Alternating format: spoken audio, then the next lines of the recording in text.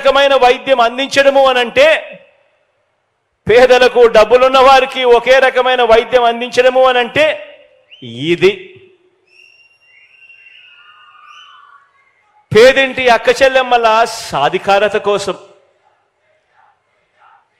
పేదింటి అక్క చెల్లెమ్మల సాధికారత కోసం ఆ అక్క చెల్లెమ్మలు సంతోషంగా ఉండాలి. ఆ అక్క చెల్లెమ్మలకు అప్పులు పాలయ్యే పరిస్థితి రాకూడదు. ఆ అక్క చెల్లెమ్మలు తమ పిల్లలను బాగా పెంచగలగాలి. ఇబ్బందులు ఆ అక్క చెల్లెమ్మలకు రాకూడదు అని ఆ పేదింటి అక్క చెల్లెమ్మల సాధికారత కోసం ఒక వైఎస్ఆర్ ఆసరా, ఒక సున్నా వడ్డీ, ఒక చేయూత, ఒక అమ్మఒడి, ఒక ఇళ్ల పట్టాలు, ఇళ్ల నిర్మాణం, ఆ అక్క చెల్లెమ్మలకు భద్రత ఉండాలని ప్రతి ఫోన్లోనూ ఓ దిశ యాప్, ఆ గ్రామాల్లో ఆ అక్క చెల్లెమ్మలకు భద్రత మరింతగా ఉండాలి అని ఆ సచివాలయంలోనే ఓ మహిళా పోలీస్. ఇవన్నీ కూడా నా అక్క చెల్లెమ్మలకు ఆర్థిక సాధికారత, భద్రత రెండూ కూడా ఇవాళ అందిస్తూ ఉన్నాయి. ఇవన్నీ కూడా గతంలో లేవు. ఇవన్నీ కూడా మీ బిడ్డ ముఖ్యమంత్రి అయిన తర్వాతనే వచ్చాయి అని కూడా చెప్పడానికి గర్వపడతా ఉన్నా.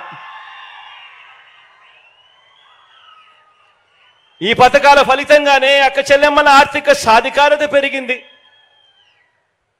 ఆ అక్క చెల్లెమ్మల ఆర్థిక సాధికారత పెరిగి అంతరాలు తగ్గుతున్నాయి అని చెప్పి నేను చెప్పడమే కాదు, నిన్ననే వచ్చిన జాతీయ గణాంకాలు కూడా ఇదే నిరూపిస్తూ ఉన్నాయి. ఇవన్నీ కూడా మన కళ్ళ ఎదురునే కనిపిస్తూ ఉన్నాయి.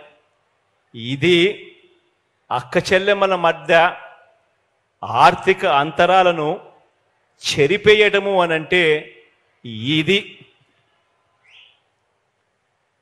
నా ఎస్సీ, నా ఎస్టీ, నా బీసీ, నా మైనారిటీ వర్గాలకు, నా నిరుపేదలకు గడిచిన ఈ 57-58 నెలల్లో అందించిన డీబీటీ అంటే నేరుగా మీ బిడ్డ బటన్ నొక్కడం, నా అక్క చెల్లెమ్మల కుటుంబాల ఖాతాల్లోకి నేరుగా డబ్బులు వెళ్ళిపోవడం,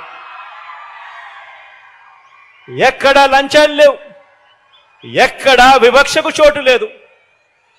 ఏకంగా 2,55,000 కోట్ల రూపాయలు,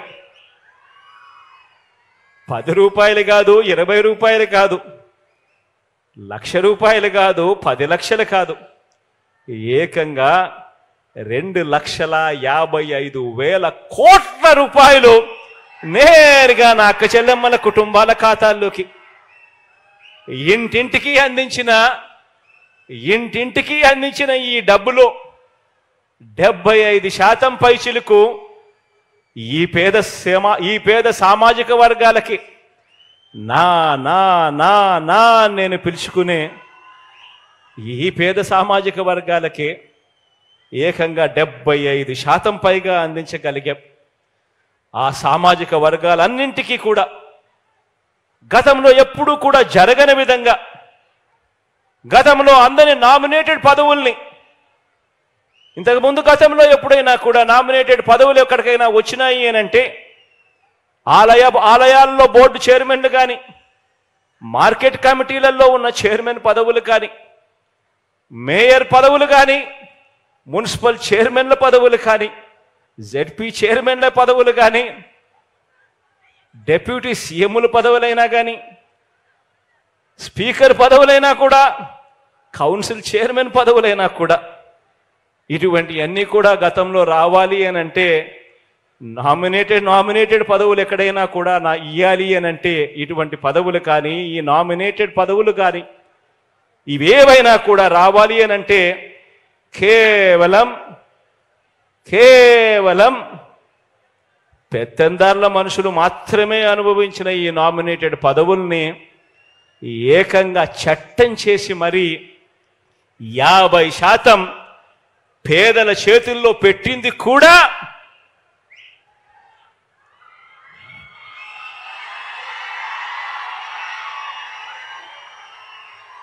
మీ బిడ్డ ముఖ్యమంత్రి అయిన తర్వాతే అని చెప్పడానికి గర్వపడతా ఉన్నా. ఇది సామాజిక అంతరాలను చెరిపేయటము అంటే ఇది సామాజిక, ఆర్థిక, రాజకీయ సాధికారత అంటే ఇది. ఇప్పుడు ఇళ్ల పట్టాలు, ఇప్పుడిచ్చే ఇళ్ల పట్టాల విషయంలో కూడా నేను ఆ రోజున అధికారులందరినీ కూడా ఒకటి అడిగాను. మీకు ఎమ్మెల్యేలకు, అంటే మీకు అంటే ఐఏఎస్ అధికారులకు,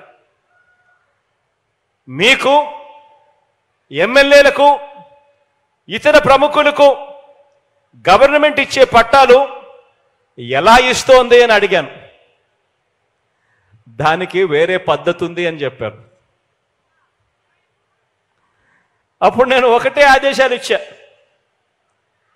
ప్రముఖులకు ఇచ్చే విధానంలోనే అవే పూర్తి హక్కులతోనే మన రాష్ట్రంలో ఉన్న ప్రతి పేదకు ఇంటి పట్టాలు ఇవ్వాలి అని ఆదేశాలు ఇవ్వడమే కాకుండా